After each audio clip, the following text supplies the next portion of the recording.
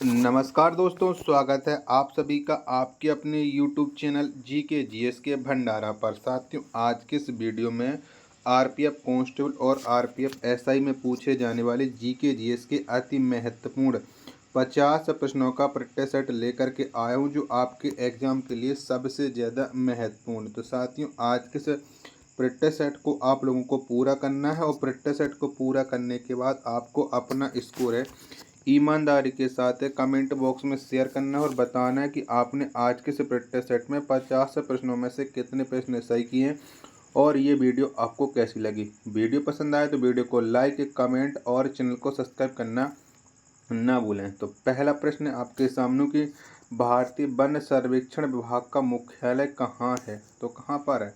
तो भारतीय वन सर्वेक्षण विभाग का जो मुख्यालय है वो है देहरादून में। एक का बी ऑप्शन देने वाले सभी लोगों का राइट आंसर हो जाएगा।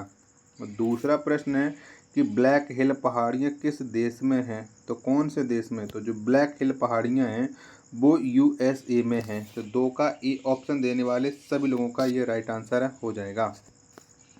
प्रश्न संख्या 3 है आपके सामने कि हरे पौधों में प्रकाश संश्लेषण की इकाई क्या कहलाती है, तो बताओ क्या कहते हैं। तो प्रकाश संश्लेषण की जो इकाई होती है वो कहलाती है क्वांटोसोम। तो 3 का डी ऑप्शन देने वाले सभी लोगों का ये राइट आंसर हो जाएगा। प्रश्न संख्या 4 है आपके सामने कि मानव शरीर में रक्त से अवांछनीय पदार्थों को कौन पृथक करता है, तो बताओ किसके द्वारा ये अवांछनीय पदार्थ हैं वो रक्त से पृथक किए जाते हैं। तो ये करता है वृक्क।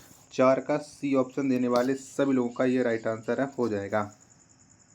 प्रश्न संख्या 5 है आपके सामने कि पिच ब्लेंड से कौन सा रेडियो एक्टिव तत्व प्राप्त होता है, तो कौन सा होता है। तो पिच ब्लेंड से जो प्राप्त होता है वो यूरेनियम प्राप्त होता है। 5 का डी ऑप्शन देने वाले सभी लोगों का राइट आंसर हो जाएगा। छठवां प्रश्न है आपके सामने कि विश्व साक्षरता दिवस कब मनाया जाता है, तो बताओ विश्व साक्षरता दिवस ये हम कब मनाते हैं। तो ये प्रत्येक वर्ष 8 सितंबर को मनाया जाता है। छठवां का ए ऑप्शन देने वाले सभी लोगों का राइट आंसर हो जाएगा। प्रश्न संख्या 7 है आपके सामने कि मगध का प्रथम राजवंश कौन था, तो कौन था। तो मगध का जो प्रथम राजवंश था वो था हर्यक वंश। कौन सा था, हर्यक वंश था। 7 का ई ऑप्शन देने वाले सभी लोगों का राइट आंसर हो जाएगा। मेरे प्यारे साथियों, अगर आपको ये वीडियो पसंद आ रही हो तो प्लीज़ आप वीडियो को एक लाइक ज़रूर कर देना। चैनल को आप लोगों ने अभी तक सब्सक्राइब नहीं कर रखा होगा तो प्लीज़ आप लोग चैनल को ज़रूर सब्सक्राइब कर लेना। आपके लिए दिन रात मेहनत की जा रही है जिससे आपका एग्ज़ाम है वो निकल जाए। मेरे से जितना हो जा रहा है मैं आपके लिए कर रहा हूँ, बस आप लोगों के वीडियो को शेयर भी करते चलिएगा। 8वां प्रश्न है आपके सामने कि आगरा के लाल किले में मोती मस्जिद को किन के द्वारा बनवाया गया, तो किन ने बनवाई थी आगरा के लाल किले में मोती मस्जिद। तो ये बनवाई थी शाहजहां ने। प्रश्न संख्या 8 का सी ऑप्शन देने वाले सभी लोगों का राइट आंसर हो जाएगा। 9वां प्रश्न है आपके सामने कि इंडियन मिरर पत्र के संपादक कौन थे, तो बताओ कौन थे। तो इंडियन मिरर पत्र के जो संपादक थे वो थे केशव चंद्र सेन। 9 का बी ऑप्शन देने वाले सभी लोगों का ये राइट आंसर हो जाएगा। 10वां प्रश्न है आपके सामने कि पिट्स इंडिया एक्ट कब पारित हुआ, तो बताओ कब आया था ये पिट्स इंडिया एक्ट। प्रश्न संख्या 10 का आंसर आपको देना है। तो ये आया था 1784 में। 10 का ए ऑप्शन देने वाले सभी लोगों का राइट आंसर हो जाएगा। 11वां प्रश्न है आपके सामने कि जलियांवाला बाग हत्याकांड के समय भारत का वायसराय कौन था, तो बताओ कौन था। तो इस समय भारत का वायसराय जो था वो था लॉर्ड चैम्सफोर्ड। 11 का सी ऑप्शन देने वाले सभी लोगों का ये राइट आंसर हो जाएगा। प्रश्न संख्या 12 है आपके सामने कि संविधान के किस अनुच्छेद में मंत्रिपरिषद के बारे में चर्चा है, तो बताओ किस अनुच्छेद में मंत्रिपरिषद के बारे में बताया गया। तो अनुच्छेद 74 में मंत्रिपरिषद को बताया गया। 12 का जितने भी लोग हैं बी ऑप्शन दे रहे हैं उन सब का ये राइट आंसर हो जाएगा। प्रश्न संख्या 13 है आपके सामने कि मरे डार्लिंग नदी के किनारे कौन सा देश बसा है, तो बताओ कौन से देश के तट पर ये मरे डार्लिंग नदी है। तो ये है ऑस्ट्रेलिया के तट पर। 13 का ए ऑप्शन देने वाले सभी लोगों का राइट आंसर हो जाएगा। 14वां प्रश्न है आपके सामने कि प्रकृति में कौन सा कार्बनिक यौगिक की मात्रा सबसे अधिक है। तो बताओ किसकी मात्रा सबसे अधिक है, ये आपको बताना है। तो प्रकृति में सेलुलोज की मात्रा है वो सबसे अधिक है। तो 14 का जितने भी लोग हैं बी ऑप्शन दे रहे हैं उन सबका ये राइट आंसर हो जाएगा। प्रश्न संख्या 15 है आपके सामने कि मैन ऑफ डेस्टिनी किसे कहा जाता है। बताओ किसको कहते हैं। तो मैन ऑफ डेस्टिनी ये कहा जाता है नेपोलियन को। तो 15 का डी ऑप्शन देने वाले सभी विद्यार्थियों का ये राइट आंसर हो जाएगा। प्रश्न संख्या 16 है आपके सामने कि नील दर्पण के लेखक कौन है। तो बताओ कौन है नील दर्पण के लेखक। तो इसके जो लेखक हैं नील दर्पण के वो हैं दीनबंधु मित्रा। तो 16 का जितने भी लोग हैं सी ऑप्शन दे रहे हैं उन सबका ये राइट आंसर हो जाएगा। प्रश्न संख्या 17 है आपके सामने कि शेरे कश्मीर किसे कहा जाता है। तो बताओ किसको कहते हैं हम शेरे कश्मीर। तो शेख मोहम्मद अब्दुल्ला को शेरे कश्मीर के नाम से जाना जाता है। प्रश्न संख्या 17 का जितने भी लोग ए ऑप्शन दे रहे हैं उन सबका ये राइट आंसर हो जाएगा। वीडियो पसंद आ रही है तो कमेंट बॉक्स में आप लोग ज़रूर बताते चलिएगा कि इस प्रश्न का ये राइट आंसर है और वीडियो को लाइक भी कीजिएगा। 18वां प्रश्न है आपके सामने कि इंग्लिश चैनल तैरकर पार करने वाली प्रथम भारतीय महिला कौन है। तो कौन है। तो ये हैं आरती शाह। कौन है आरती शाह हैं। 18 का बी ऑप्शन देने वाले सभी लोगों का ये राइट आंसर हो जाएगा। 19वां प्रश्न है आपके सामने कि उत्तर रामचरित के लेखक कौन है। तो बताओ इसके लेखक कौन है उत्तर रामचरित के। प्रश्न संख्या 19 का आंसर आपको बताना है। तो ये हैं भावभूति। 19 का डी ऑप्शन देने वाले सभी लोगों का ये राइट आंसर हो जाएगा। 20वां प्रश्न है आपके सामने कांग्रेस ने गोलमेज की किस बैठक में भाग लिया, यानी कौन से गोलमेज सम्मेलन में कांग्रेस ने भाग लिया था। तो कांग्रेस ने केवल दूसरे गोलमेज सम्मेलन में भाग लिया था। 20 का बी ऑप्शन देने वाले सभी लोगों का ये राइट आंसर हो जाएगा। प्रश्न संख्या 21 से आपके सामने कि दल बदल विरोधी कानून किस संविधान संशोधन द्वारा पारित हुआ था।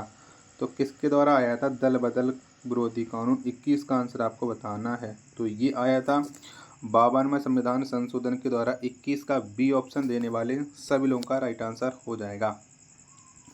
प्रश्न संख्या 22 से आपके सामने कि माओरो जनजाति का निवास स्थान कहाँ है। तो बताओ कहाँ पर निवास करती है माओरो जनजाति। तो ये निवास करती है न्यूजीलैंड में। 22 का बी ऑप्शन देने वाले सभी लोगों का ये राइट आंसर हो जाएगा। प्रश्न संख्या 23 से आपके सामने कि छोटा नागपुर पठार की सबसे ऊंची चोटी कौन है। तो कौन सी है। तो छोटा नागपुर पठार की जो सबसे ऊंची चोटी है वो है पारसनाथ। 23 का ए ऑप्शन देने वाले सभी लोगों का राइट आंसर हो जाएगा। 24वां प्रश्न है आपके सामने कि देश की पहली महिला एम्पायर कौन थी। तो कौन थी। तो ये थी अंजलि राय। ये देश की पहली महिला एम्पायर हैं। प्रश्न संख्या 24 का सी ऑप्शन देने वाले सभी लोगों का राइट आंसर हो जाएगा। अगला प्रश्न प्रश्न संख्या 25 है कि वन डे वंडर्स नामक पुस्तक के लेखक कौन है। तो बताओ इसके लेखक कौन है। तो वन डे वंडर्स नामक जो पुस्तक है इसके जो लेखक हैं वो हैं सुनील गावस्कर। प्रश्न संख्या 25 का ए ऑप्शन देने वाले सभी लोगों का राइट आंसर हो जाएगा। अगला प्रश्न प्रश्न संख्या 26 है आपके सामने कि हिंदी हिंदू हिंदुस्तान का नारा किसने दिया। तो ये नारा किसके द्वारा दिया गया था। तो ये नारा दिया था भारतेंदु हरिश्चंद्र ने। प्रश्न संख्या 26 का सी ऑप्शन देने वाले सभी लोगों का राइट आंसर हो जाएगा। प्रश्न संख्या 27 है अब आपके सामने कि मुक्ति दिवस मुसलमानों द्वारा किस तिथि को मनाया गया। तो मुसलमानों ने कब मनाया था मुक्ति दिवस। तो ये मनाया था 22 सितंबर को। प्रश्न संख्या 27 का डी ऑप्शन बताने वाले सभी लोगों का राइट आंसर हो जाएगा। प्रश्न संख्या 28 है आपके सामने कि अखिल भारतीय किसान सभा की स्थापना किस वर्ष हुई। तो बताओ कब हुई थी। तो अखिल भारतीय जो किसान सभा की स्थापना हुई थी वो हुई थी 1936 में। 28 का बी ऑप्शन देने वाले सभी लोगों का राइट आंसर हो जाएगा। प्रश्न संख्या 29 है आपके सामने कि शारदा एक्ट किससे संबंधित है। बताओ किससे संबंध रखती है ये शारदा एक्ट। तो इसका जो संबंध है शारदा एक्ट का वो है बाल विवाह से। 29 का सी ऑप्शन देने वाले सभी लोगों का राइट आंसर हो जाएगा। प्रश्न संख्या 30 है आपके सामने कि आयरन शब्द किस खेल से संबंधित है। तो बताओ किस खेल से जुड़ा हुआ है ये आयरन शब्द। तो इसका जो संबंध है वो है गोल्फ से। 30 का ए ऑप्शन देने वाले सभी लोगों का राइट आंसर हो जाएगा। प्रश्न संख्या 31 है आपके सामने कि देश का प्रथम कृषि विश्वविद्यालय कौन है, तो बताओ कौन सा है। तो देश का प्रथम कृषि विश्वविद्यालय ये है पंतनगर विश्वविद्यालय। 31 का ए ऑप्शन देने वाले सभी लोगों का ये राइट आंसर हो जाएगा। 32वां प्रश्न है आपके सामने कि राष्ट्रपति शासन पहली बार कब लगा, तो बताओ कब लगा था भारत में पहली बार राष्ट्रपति शासन। तो ये लगा था 1951 में। 32 का बी ऑप्शन देने वाले सभी लोगों का ये राइट आंसर हो जाएगा। प्रश्न संख्या 33 है आपके सामने कि मेरा वतन पुस्तक के लेखक कौन है, तो बताओ किसने लिखी है मेरा वतन पुस्तक। तो इसको जो लिखा है वो लिखा है विष्णु प्रभाकर ने। प्रश्न संख्या 33 का जितने भी लोग सी ऑप्शन दे रहे हैं उन सबका ये राइट आंसर हो जाएगा। प्रश्न संख्या 34 है आपके सामने कि दिल्ली के लाल किले में मोती मस्जिद का निर्माण किसने करवाया, तो बताओ किसके द्वारा दिल्ली के लाल किले में मोती मस्जिद का निर्माण हुआ था। तो ये करवाया था औरंगजेब ने। प्रश्न संख्या 34 का डी ऑप्शन देने वाले सभी लोगों का राइट आंसर हो जाएगा। प्रश्न संख्या 35 है आपके सामने कि हाथी गुम्फा अभिलेख में किन की उपलब्धियों का विवरण है, बताओ किसकी उपलब्धियां बताई गई हैं हाथी गुम्फा अभिलेख में। तो ये है खारवेल की। 35 का ए ऑप्शन देने वाले सभी लोगों का राइट आंसर हो जाएगा। प्रश्न संख्या 36 है आपके सामने कि राल्फ पिच किसके शासनकाल में भारत आया था, तो बताओ किसके शासनकाल में राल्फ पिच भारत आया था। तो ये आया था अकबर के शासनकाल में। 36 का बी ऑप्शन देने वाले सभी लोगों का ये राइट आंसर हो जाएगा। अगला प्रश्न प्रश्न संख्या 37 से आपके सामने खारवेल को किस उपाधि से पुकारा जाता है, तो बताओ क्या उपाधि मिली थी खारवेल को। तो इन्हें पुकारा जाता था महाराजा के नाम से या महाराज के नाम से। 37 का ए ऑप्शन देने वाले सभी लोगों का राइट आंसर हो जाएगा। प्रश्न संख्या 38 है आपके सामने कि लखनऊ शहर की स्थापना किसने की, तो बताओ किसके द्वारा ये लखनऊ शहर की स्थापना हुई थी। तो ये स्थापना की थी लक्ष्मण जी ने लखनऊ शहर की। 38 का डी ऑप्शन देने वाले सभी लोगों का राइट आंसर हो जाएगा। प्रश्न संख्या 39 है आपके सामने गोल घर की स्थापना किस वर्ष हुई, तो कब हुई थी गोल घर की स्थापना। तो 1786 में गोल घर की स्थापना हुई थी। 39 का बी ऑप्शन देने वाले सभी लोगों का राइट आंसर हो जाएगा। तो साथियों अगर आपको ये वीडियो यहाँ तक पसंद आई हो तो प्लीज़ आप लोग वीडियो को एक बार लाइक जरूर कर देना। चैनल को आप लोगों ने अभी तक सब्सक्राइब नहीं कर रखा होगा तो चैनल को आप लोग जरूर सब्सक्राइब कर लीजिएगा। अभी 11 प्रश्न शेष रह गए तो उन्हें भी आप लोग करके जाना। चलिएगा तो अगला प्रश्न है आपके सामने कि मुगल गार्डन कहाँ पर स्थित है, तो बताओ कहाँ पर है।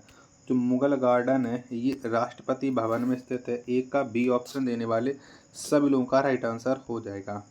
दूसरा प्रश्न है आपके सामने कि रेगिस्तान का जहाज किसे कहा जाता है, तो किसे कहते हैं। तो रेगिस्तान का जो जहाज कहा जाता है वो ऊँट को कहते हैं। दूसरा का डी ऑप्शन देने वाले सभी लोगों का राइट आंसर हो जाएगा। प्रश्न संख्या 3 है आपके सामने कि थर्मामीटर का आविष्कार किस वर्ष से किया गया, तो बताओ कब हुआ था। तो थर्मामीटर का जो आविष्कार हुआ था वो 1714 में हुआ था। 3 का ए ऑप्शन देने वाले सभी लोगों का राइट आंसर हो जाएगा। चौथा प्रश्न है आपके सामने केन शुगर को क्या कहा जाता है, तो बताओ क्या कहते हैं। तो केन शुगर को सुक्रोज कहा जाता है। 4 का सी ऑप्शन देने वाले सभी लोगों का राइट आंसर हो जाएगा। अगला प्रश्न प्रश्न संख्या 5 है कि नेचुरल सिलेक्शन का सिद्धांत किसने दिया, तो बताओ किसके द्वारा दिया गया था नेचुरल सिलेक्शन का सिद्धांत। तो ये दिया था डार्विन ने। 5 का बी ऑप्शन देने वाले सभी लोगों का राइट आंसर हो जाएगा। छठवां प्रश्न है आपके सामने कि शरीर में प्रचुर मात्रा में पाया जाने वाला तत्व क्या है, तो कौन सा तत्व है जो शरीर में प्रचुर मात्रा में पाया जाता है। तो वो तत्व है ऑक्सीजन। छठवां का जितने भी लोग हैं बी ऑप्शन दे रहे हैं उन सबका यह राइट आंसर हो जाएगा।